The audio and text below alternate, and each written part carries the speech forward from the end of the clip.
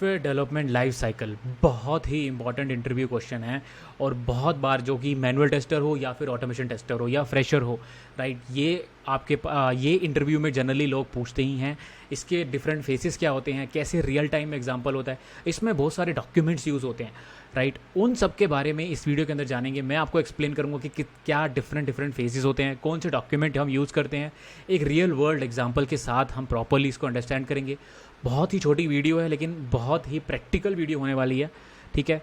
1.5x पे करके देख सकते हो अगर आपको बेटर अंडरस्टैंडिंग लेनी है तो। चलिए शुरू करते हैं और समझते हैं कि सॉफ्टवेयर डेवलपमेंट लाइफ साइकिल सीखना क्यों इंपॉर्टेंट है, एक फ्रेशर के लिए या फिर एक सॉफ्टवेयर टेस्टर के लिए, एक मैनुअल टेस्टर के लिए या फिर एक ऑटोमेशन टेस्टर के लिए, ठीक है।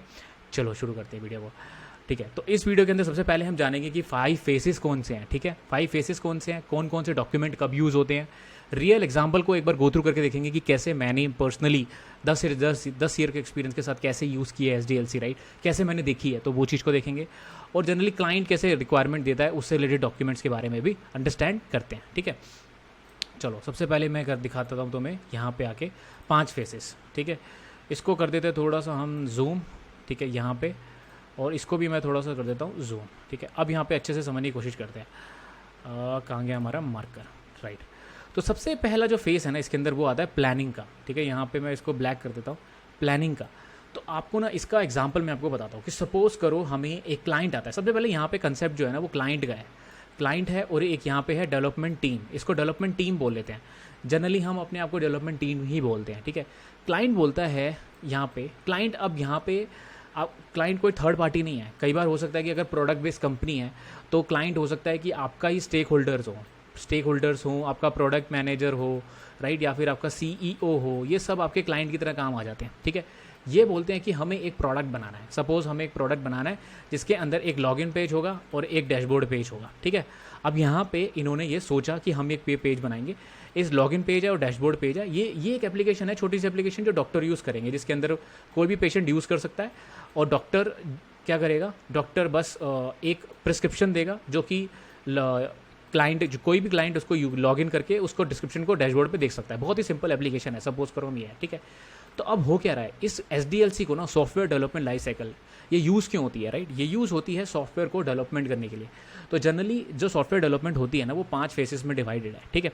पहले फेस में है प्लानिंग। अब हमको एप्लीकेशन क्लियर हो गई थी कि क्या है, तो हम क्या करेंगे, एक प्लान करेंगे। प्लान बेसिकली हम एक प्लान बनाएंगे कि हाँ हमें क्या क्या चाहिए। हमें ये चाहिए कि 2 पेजेस होने चाहिए, ठीक है।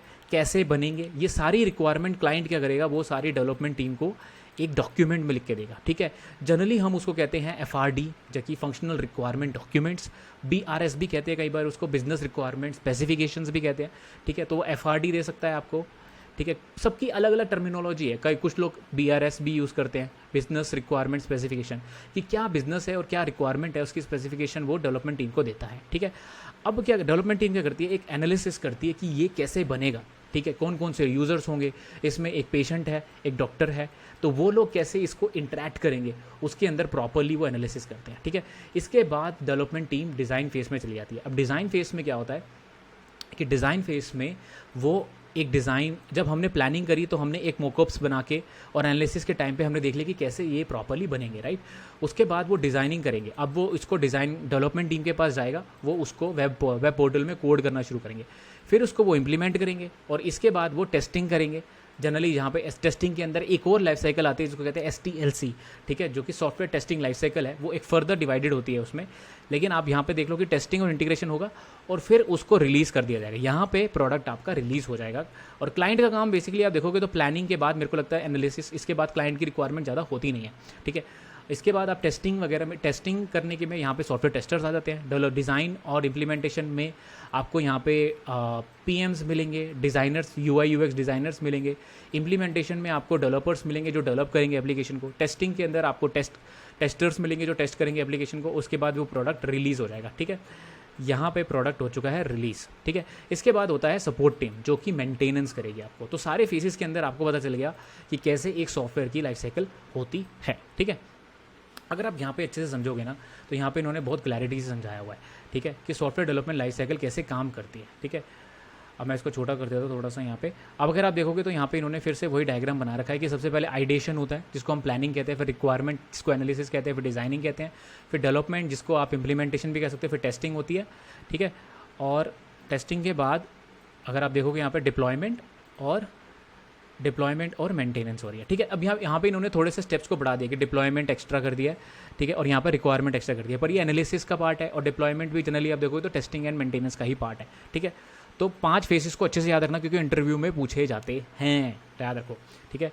तो आई थिंक आपको एक इंटरव्यू क्वेश्चन तो मैंने कवर कर दिया कि 5 फेसेस कौन कौन से, ठीक है। अब यहाँ पे हम इसको थोड़ा सा जूम कर लेते हैं। ये चीज़ समझना बहुत इंपॉर्टेंट है डिफरेंट डॉक्यूमेंट्स को, ठीक है। अब मैं कर देता हूँ उसको काला।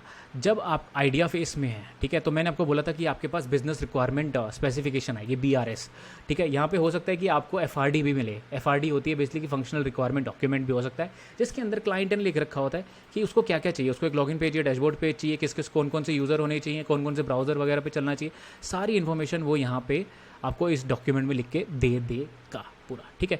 इसके बाद एनालिसिस होता है जहाँ पे सॉफ्टवेयर रिक्वायरमेंट डॉक्यूमेंट बनता है।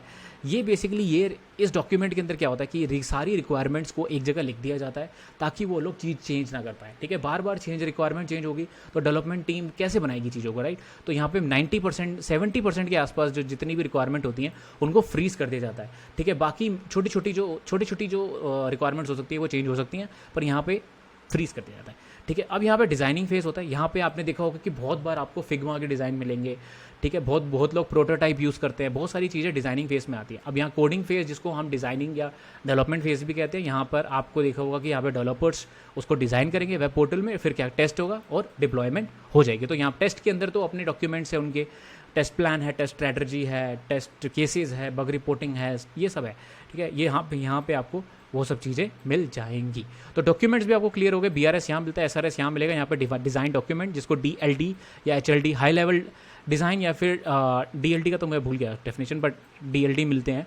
यहाँ पे UTCs या फिर डिज़ाइंस मिल जाएंगे आपको, फिग्मा के डिज़ाइंस मिल जाएंगे। टेस्ट डिज़ाइन में आपको bug report, test design, test cases वगैरह सारे मिलेंगे। ये डॉक्यूमेंट्स के बारे में भी रखना क्योंकि सेकेंड इंपॉर्टेंट क्वेश्चन है। चलो, बहुत इंपॉर्टेंट क्वेश्चन क्लियर कर दिए हमने। जनरली अगर आपको BRD देखना है कि कैसा होता है, तो यहाँ पे मैंने एक लिंक दे दिया है, ठीक है। इसमें BRD का लिंक मिल जाएगा, यहाँ पे ये वाला लिंक है। इसको आप sdet.live/notes के अंदर माइंड मैप्स के अंदर आपको ये PDF मिल जाएगा, वहाँ से डाउनलोड करके इस लिंक पे क्लिक कर लेना और आपको ना BRD का एक टेम्पलेट मिल जाएगा कैसे BRD कहाँ दिखती है, ठीक है। सिमिलरली यहाँ पे मैंने आपको SRS का डॉक्यूमेंट भी एक ट्रेडिशनल जो जनरली यूज़ होता है ना उसको दिखा दिया है, ठीक है। चलो, SRS ऐसे यूज़ होता है, उसमें बहुत दुनिया भर की चीज़ें होती हैं। फंक्शनल रिक्वायरमेंट क्या है, यूज़र इंटरफेस कैसे होंगे, हार्डवेयर की रिक्वायरमेंट है कि नहीं, सॉफ्टवेयर कौन कौन से यूज़ कर रहे हैं, सब कुछ पूरी इन्फॉर्मेशन SRS में डली होती है। जनरली अब मैं आपको यहाँ पे अच्छे बता दूँ कि जनरली हम SRS से ही अपने टेस्ट केसेस को ड्राइव कर लेते हैं या फिर रिक्वायरमेंट को डिजाइव कर लेते हैं, ठीक है। आई होप आपको यहाँ पे क्लियर हो गया होगा। ऑल राइट, तो यहाँ पे मैंने आपको क्लैरिटी दे दी चीज़ों की कि SDLC कैसे काम करता है। अब रियल टाइम एग्जाम्पल मैंने आपको बताया था, ठीक है। यहाँ पे अब सुनो बहुत इंपॉर्टेंट कॉन्सेप्ट को। प्लानिंग के फेस में कैसे करेंगे? सबसे पहले क्लाइंट ने यहाँ पे प्लान करा, ठीक है। उसने बताया कि मुझे एक लॉगिन पेज चाहिए जिसमें डैशबोर्ड चाहिए, यूज़र्स चाहिए, डिफरेंट चाहिए। यहाँ पे प्लान करा उसने, ठीक है। उसने एक डॉक्यूमेंट बना दिया और वो रिक्वायरमेंट की फॉर्म में दे दिया।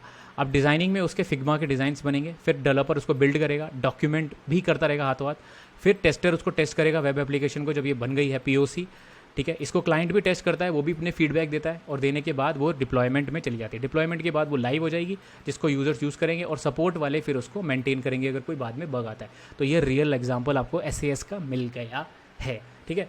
आई होप आपको अब क्लैरिटी हो गई होगी। और क्लाइंट जनरली रिक्वायरमेंट को देता है, ये बहुत इंपॉर्टेंट क्वेश्चन है, कई बार बहुत लोग में पूछते हैं। आई होप आपको सब कुछ क्लियर हो गया होगा अब, राइट। बहुत ही ईजी था SDLC, यहाँ पे अगर आप समझ ले तो, ठीक है। ये है हमारा SDLC, 5 फेसेस के अंदर डिवाइडेड है और आपको इंटरव्यू में भी बहुत बार पूछा जाएगा। आई होप आपको क्लैरिटी मिल चुकी होगी। रियल लाइफ एग्जांपल के साथ मैंने आपको समझाया।